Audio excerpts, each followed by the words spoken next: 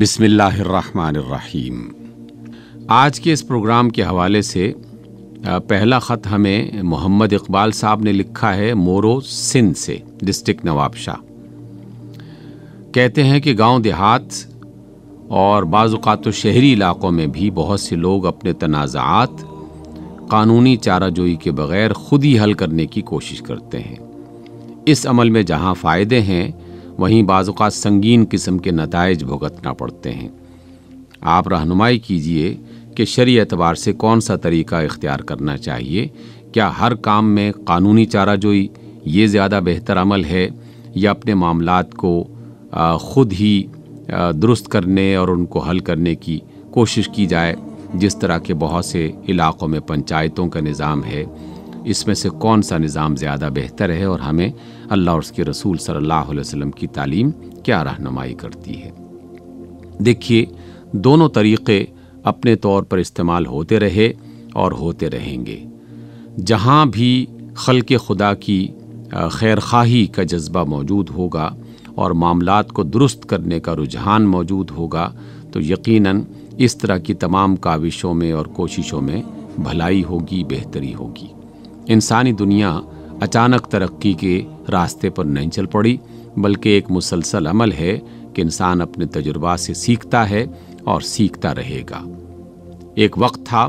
کہ جب آبادی کم تھی اور باقاعدہ اس طرح کے ملک اور قوانین اور عدالتیں، اس طرح کا سلسلہ موجود نہیں تھا جس طرح کہ آج کل ہمیں دکھائی دیتا ہے۔ تو خاندان کے لوگ اپنے تنازعات مل کر حل کیا کرتے تھے، پھر قبیلوں کے افراد مل کر وہ اپنے معاملات کو درست کیا کرتے تھے، اور پھر آہستہ آہستہ جیسے جیسے آبادی بڑھتی چلی گئی اور شہر کا تصور اور ملک کا تصور زیادہ آگے بڑھتا چلا گیا، تو پھر باقاعدہ اس کے لیے قوانین مرتب کیے گئے۔ اللہ رب العزت نے اس حوالے سے کچھ قوانین تو خود بنا کر پیش کر دیے کہ جن قوانین کو اللہ تعالیٰ نے اپنی حدود قرار دیا ہے، اور کہا کہ جہاں کہیں اس طرح کا کوئی جرم ہو رہا ہو تو اس جرم کی فلاں سزا متعین کی جائے گی۔ البتہ اس سزا کو دینے کے لیے باقاعدہ ایک نظام بنایا گیا جس کو موجودہ زمانے میں ہم عدالت کا نظام کہتے ہیں۔ جناب رسول اللہ صلی اللہ علیہ وسلم نے سب سے پہلے خود اس عدالت کی بنیاد رکھی۔ آپ اس کے وہ قاضی تھے، آپ اس کے فیصلہ کرنے والے تھے۔ پھر جیسے جیسے اسلامی حکومت مختلف علاقوں میں پھیلتی چلی گئی، ہر علاقے میں ایک عدالت باقاعدہ بنائی جاتی تھی، اس کا قاضی متعین کیا جاتا، اس کے معاون اور مددگار بنائے جاتے، اور ان عدالتوں میں اللہ تعالیٰ کی حدود اور اللہ تعالیٰ کے بنائے ہوئے قوانین ان کو تعلیم کیے جاتے۔ لیکن اس کے ساتھ ساتھ یہ بھی بتایا جاتا کہ کچھ باتیں ایسی ہیں کہ جن کو اس علاقے کے رسم و رواج اور وہاں کے دانشمند افراد باہم مل کر سوچ کر اس کا فیصلہ کریں گے۔ اس لیے پہلا اس میں نقطہ یہ ہے کہ جہاں بھی کوئی غلط فہمی پیدا ہو جائے یا کوئی زیادتی کا ارتکاب کر بیٹھے تو سب سے بہتر طریقہ یہ ہے کہ وہ خاندان والے، وہ اہل محلہ اس کو آپس میں مل کر حل کرنے کی کوشش کریں، بشرطے کہ عدل اور انصاف قائم رہے اور کسی پر ظلم اور زیادتی نہ ہو۔ لیکن جہاں باقاعدہ ملک موجود ہو اور عدالتیں موجود ہوں تو ہر وہ جرم کہ جس میں باقاعدہ سزا دینے کا امکان پایا جاتا ہو اور اس جرم کی تحقیق کرنا مقصود ہو، تو بجائے اس کے کہ انسان خود اس کے بارے میں فیصلہ کرنا شروع کر دیں اور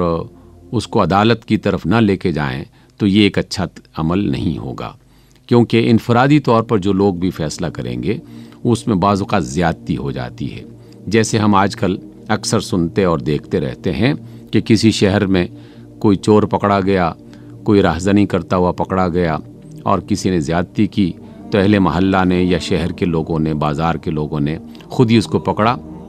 اور اس کو سزا بھی سنا دی۔ بعض اوقات تو قتل تک ہو جاتا ہے، اور پھر ایک وقت کے بعد پتہ چلتا ہے کہ جس بندے کو قتل کیا گیا ہے یا جس کو سزا دی گئی ہے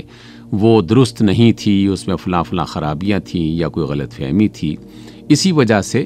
یہ باقاعدہ تسلیم شدہ حقیقت ہے کہ جب ملک موجود ہو، عدالتیں موجود ہوں، قوانین موجود ہوں، تو کوئی بھی قانون اپنے ہاتھ میں نہیں لینا چاہیے۔ جہاں سزا کا معاملہ ہو تو اس سزا کو باقاعدہ عدالت کے ذریعے سے ہی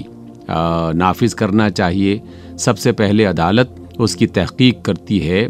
اور پھر اس جرم کا تعین ہوتا ہے اور اس کے بارے میں یہ یقین کر لیا جاتا ہے کہ اس بندے نے یہ جرم کیا ہے اور اتنا کیا ہے۔ پھر اس جرم کی مناسبت سے اس کی سزا کا فیصلہ خوب غور و فکر کرنے کے بعد کیا جاتا ہے۔ لیکن جہاں صلح و صفائی کا معاملہ ہو تو وہاں انفرادی طور پر خاندان کی سطح پر لوگ مل کر معاملات کو سلجھا لیں تو یہ اچھی بات ہے۔ مثلا قرآن مجید میں یہ بات کہی گئی کہ اگر میاں بیوی میں جھگڑا ہو جائے تو سب سے پہلے وہ خود اپنے معاملات کو سلجھانے کی کوشش کریں۔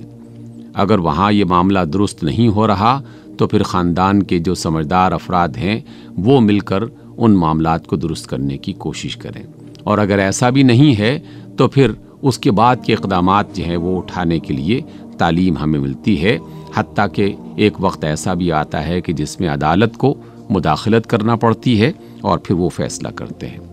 اس بنیاد پر ہر وہ فیصلہ جو کسی مجرم کے حوالے سے ہو اور مجرم کے جرم کی بنا پر اس کو سزا سنانے کے حوالے سے ہو تو اس کا فیصلہ کسی ایسی پنچایت میں نہیں ہونا چاہیے یا کسی ایسے گروہ میں نہیں ہونا چاہیے جس میں اصحاب علم موجود نہ ہوں، جس میں قوانین کے بارے میں لوگوں کو پہچان موجود نہ ہو اور جہاں پر جبر بھی چلتا ہو، زیادتی بھی ہو رہی ہو، تو ایسا نہیں ہونا چاہیے۔ ہاں، ایسے جرگے اور ایسی پنچایت کی مجالس کہ جس میں اہل علم موجود ہیں اور وہ معاملات کو سلجھانے کے لیے باہمی مشورہ کرتے ہوئے وہ لوگوں کے درمیان میں صلح کروا رہے ہیں اور ان کے تنازعات کا فیصلہ کر رہے ہیں، جس میں اخلاقی قدروں کا لحاظ بھی کیا جاتا ہے، شرعی قوانین کا لحاظ بھی کیا جاتا ہے اور ملک کے قوانین کا بھی لحاظ کیا جاتا ہے، تو ایسی پنچایتوں اور ایسے جرگوں کو باقاعدہ اس ملک کی طرف سے ریکگنائز کیا جائے تاکہ ان کی تربیت بھی کی جاتی رہے اور ان کے معاملات کو دیکھا بھی جاتا رہے تاکہ کسی بندے پر زیادتی نہ ہو سکے۔ لیکن اگر ایسا نہیں ہے تو محض چند افراد مل کر کسی بھی مجرم کے بارے میں یا ملزم کے بارے میں کوئی ایسا کام نہ کریں کہ جس کی وجہ سے زیادتی ہونے لگے۔ اس لیے جہاں عدالتیں موجود ہوں تو سزاؤں کے حوالے سے ان عدالتوں سے رجوع کرنا چاہیے اور قانونی چارہ جوئی اس کا اہتمام کرنا چاہیے، اور عدالتوں کو بھی چاہیے کہ وہ قانونی چارہ جوئی میں لوگوں کے ساتھ تعاون کریں، ان کے معاملات کو آسان بنائیں اور لوگوں کے لیے کسی عدالت میں جانا آسان ہو، نہ کہ وہ اس سے گھبرائیں اور مشکل میں پڑ جائیں اور پھر وہ کہیں کہ بہتر یہ ہے کہ خود ہی فیصلہ کر لو، عدالت میں گئے تو اور پھنس جائیں گے۔ یہ ہماری طرف سے یقیناً نظام کی کمزوری کی ایک علامت ہے جس کی وجہ سے لوگ اس طرح کی صورتیں اختیار کرتے ہیں اور پھر ظلم کا شکار ہوتے بھی ہیں اور کرتے بھی ہیں۔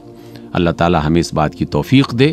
کہ ہم اللہ کے قوانین کو، اس کی حدود کو اچھی طرح جان سکیں اور ایک منظم معاشرے کی صورت میں زندگی بسر کرنے کی ہم کوشش کریں۔ اگر ایسا نہیں کیا جائے گا تو یقیناً انارکی اور افراتفری پھیلے گی۔